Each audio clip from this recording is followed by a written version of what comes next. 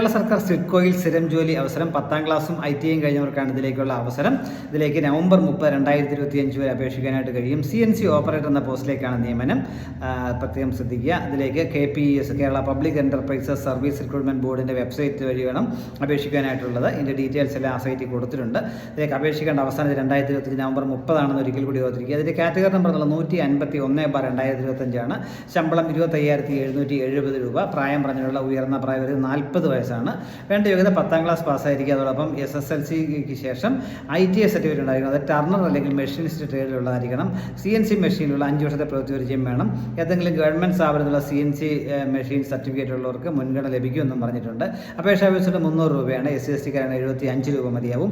എല്ലാ ഡീറ്റെയിൽസ് നമുക്ക് https:/kpesrb.kerala.go.in ലഭ്യമാണ്. ഈ സൈറ്റ് വഴി വേണം നമ്മൾ ഓൺലൈനായിട്ട് അപേക്ഷിക്കാനായിട്ടുള്ളത്.